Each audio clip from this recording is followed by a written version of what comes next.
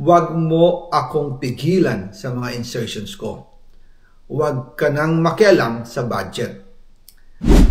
Na ginagawa ko lang ang mga utos niya tungkol sa mga insertions na sinasabi niyang hindi na raw niya makilala. Nagsabi na ipinapa-insert ng mga projects ang Pangulo na worth 50 billion pesos. Naging malinaw sa akin na siya mismo ang nag-utos kila Secretary Mina Pangandaman at Yusek Adrian Bersamin ang gusto niya ng 50 billion pesos na insertion. Ngunit ang sagot ng Pangulo, humingi ka ng bago or dagdag na insertions. Bakit hindi niya agad tinanggal noon pa? Kasi mismo siya ang nagbibigay ng utos. Ako mismo ang nakasaksi at nakausap ng mga taong direktang sangkot. Hindi lang po ang Pangulo ang may insertion sa budget. Pati po si Congressman Sandro Marcos,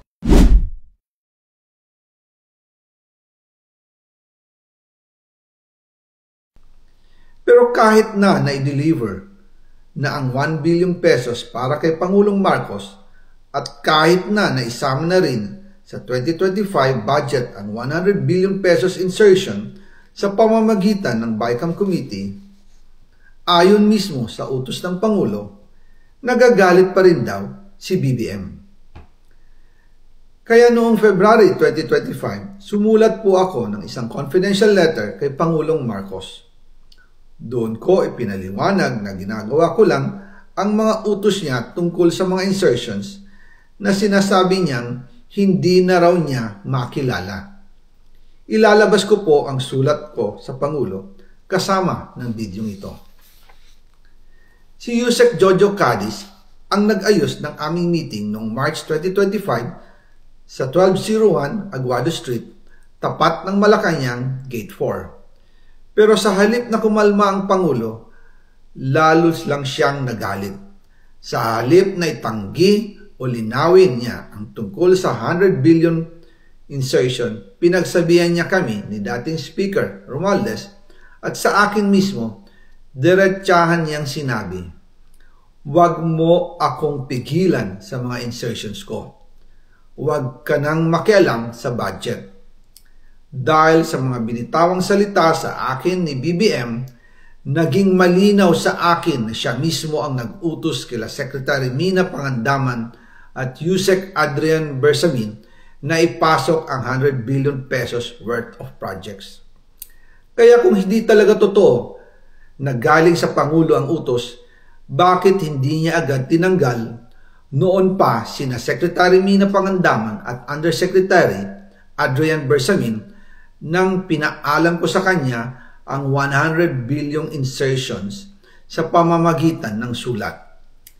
Bakit ngayon lang nila pinag-resign kung kailan nalaman ng publiko ang tungkol dito? And also kinausap ako ni Yusek Jojo Cadiz at nagsabi na ipinapa-insert ng mga projects ang Pangulo na worth 50 billion pesos. And sinabi ko kay Yusek Jojo na meron ng instruction kay Secretary Mina Pangandaman at Yusek Adrian Bersamin about the 100 billion pesos insertion.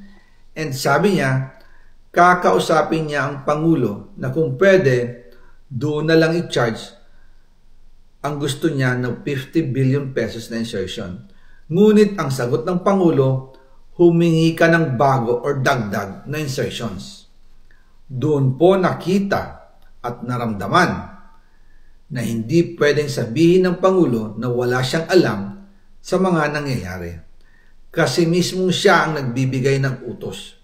Ako mismo ang nakasaksi at nakausap ng mga taong direktang sangkot. Kaya hindi na pwedeng maghugas kamay at magturo na parang inosente. At kung titingnan ninyo ang 2026 budget, may panibago siyang 97 billion insertions. Pero ngayon, ipinasok na mismo sa President's Budget or NEP 2026. Yan po ang kinumpirma ni Secretary Manny Bunoan na may instructions ang Pangulo na magpasok ng 100 billion ulit sa President's Budget. Kaya wala na siyang pwedeng ipamigay. Ito ay nalaman ko noong May 2025 sa meeting namin kasama si dating Speaker Romualdez sa number 30 Tamarind Street, Forbes Park. Kaya nang nadiskubre ng House of Representatives ang insertion sa flood control sa 2026 budget, ibinilik namin ang DPWH NEP 2026 dahil mali na ito at panibagong flood control projects na naman. Hindi lang po ang Pangulo ang may insertion sa budget. Pati po si Congressman Sandro Marcos, meron din pong pinapasok taon-taon. Noong 2023, may 9.636 billion pesos. Noong 2024, 20.174 billion pesos. At nitong 2025, 21.127 billion pesos. Lahat-lahat, ang kabuuan ay 50.938 billion pesos.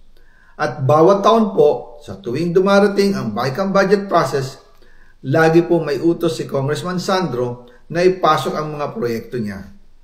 Nalaman ko na lang sa mga contractor na galit siya sa akin noong pinag-uusapan na ang 2025 GAA budget. Ang sabi daw niya, ipatatagal ako at magpa-file ng maraming kaso laban sa akin. Kasi kulang ng 8 billion pesos yung insertion na gusto niyang ipasok.